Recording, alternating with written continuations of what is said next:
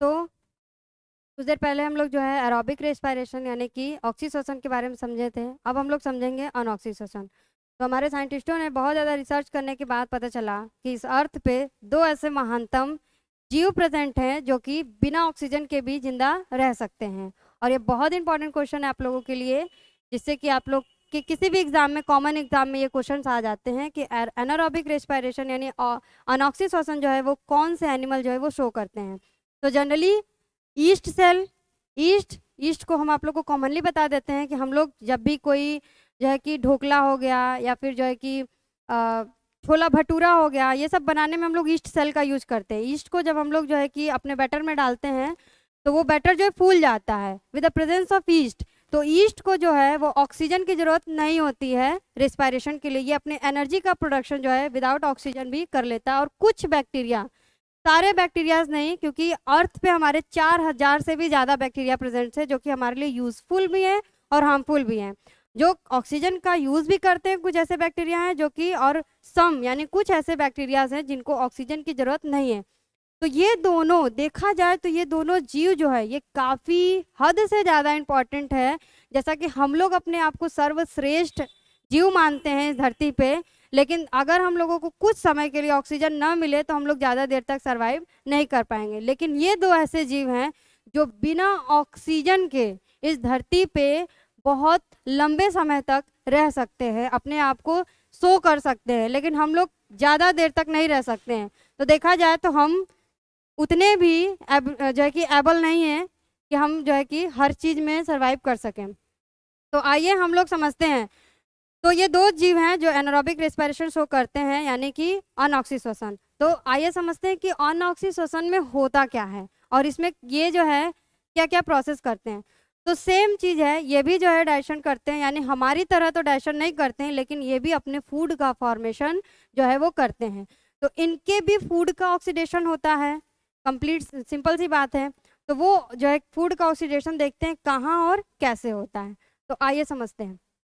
तो क्या होता है कि इनमें भी ग्लूकोज होता है, यानी ये भी ग्लूकोज का ही जो है,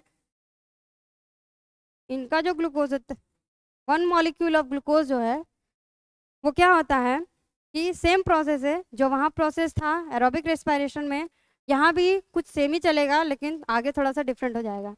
तो 1 मॉलिक्यूल ऑफ ग्लूकोज जो है वो क्या होता है कि इनके साइटोप्लाज्म में, जैसा कि हम वहाँ देखे थे, साइटोप्लाज्म में क्या होता है, ग्लाइकोलाइसिस होता है। ग्लाइकोलाइसिस हो गया, ठीक है, साइटोप्लाज्म में। यानी इनका भी जो ग्लूकोज है, जो फूड है, वो इनके साइटोप्लाज्म में। अब देखिए इनका साइटोप्लाज्म यानी ये जो आपको पूरा जो मटेरियल दिख रहा है जिसमें सारे सेल ऑर्गेनल्स हैं वो इनका साइटोप्लाज्म है, और इस बैक्टीरिया सेल का भी यही जो है आपका साइटोप्लाज्म है। ठीक है, ये आपका ईस्ट सेल है, ये आपका जो है कि, हाँ लिखा नहीं, हम लिख देते हैं, बैक्टीरिया सेल है। ठीक है, तो देखिए अब यहाँ पे ये काम हो गया। अब ये दो पाइरुवेट में, यानी कि ये भी जो है ये पाइरुवेट में चेंज हो गया। यहाँ तक का प्रोसेस तो वहाँ भी सेम था और यहाँ भी सेम है।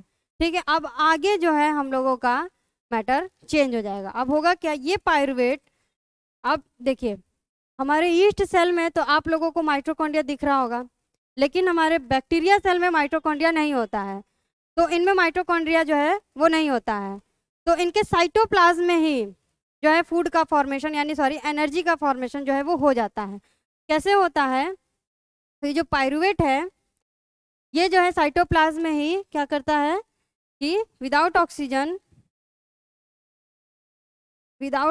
जो है वो ऑक्सीडेशन करता है। ठीक है, विदाउट ऑक्सीजन क्या करता है, ऑक्सीडेशन करता है, और ऑक्सीडेशन के थ्रू इसमें बनता क्या है, तो आपका CO2 बनता है। ठीक है, 2 मॉलिक्यूल ऑफ CO2 प्लस आपका जो है आपका इथेनॉल बनता है। क्या बनता है, इथेनॉल, इथेनॉल बनता है, प्लस जो है वो आपका 2 ATP बनता है। यानी कि इनमें बहुत ही कम अमाउंट में एनर्जी का फॉर्मेशन होता है। इथेनॉल, इथेनॉल का फॉर्मूला होता है 2 इथेनॉल बनता है, 2C2H5OH, ये आपके इथेनॉल का फॉर्मूला होता है। अब देखिए एक बहुत इंटरेस्टिंग बात बताएंगे कि इसी प्रोसेस को हम लोग क्या कहते हैं, फर्मेंटेशन फर्मेंटेशन। क्या कहते हैं? फर्मेंटेशन। आप लोग को पता होगा कि फर्मेंटेशन के थ्रू ही अल्कोहल का फॉर्मेशन जो है वो होता है, और अल्कोहल हमारे लिए एज अ कमर्शियली बहुत ही ज़्यादा इम्पॉर्टेंट है। कमर्शियली जो है वो अल्कोहल का बहुत ज़्यादा यूज़ होता है। तो ये दो ऐसे जीव हैं जो कि फर्मेंटेशन में हमारा पूरा का पूरा फर्मेंटेशन में हेल्प करते हैं, जो कि अल्कोहल का फॉर्मेशन करने में हेल्प करते हैं, और कोई भी चीज़ नहीं है जो अल्कोहल का फॉर्मेशन कर सके। तो कमर्शियली ये दोनों जीव हमारे लिए काफ़ी इंपॉर्टेंट है जो कि अल्कोहल का फॉर्मेशन करते हैं। अब आइए एक बार फिर से इस चीज़ को समझ लेते हैं।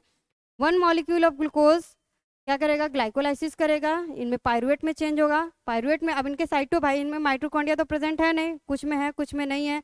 तो इनमें क्या होगा? अब्सेंस ऑफ ऑक्सीजन, यानी ऑक्सीजन के अब्सेंस में यानी न होने में ये क्या करेंगे? 2 मॉलिक्यूल ऑफ CO2 का फॉर्मेशन करेंगे, प्लस ये एथेनॉल का फॉर्मेशन करेंगे, 2 मॉलिक्यूल ऑफ एथेनॉल का फॉर्मेशन करेंगे, 2 मॉलिक्यूल ऑफ ATP का फॉर्मेशन करेंगे। और इसी पूरे प्रोसेस को ही हम लोग क्या कहते हैं? फर्मेंटेशन कहते हैं।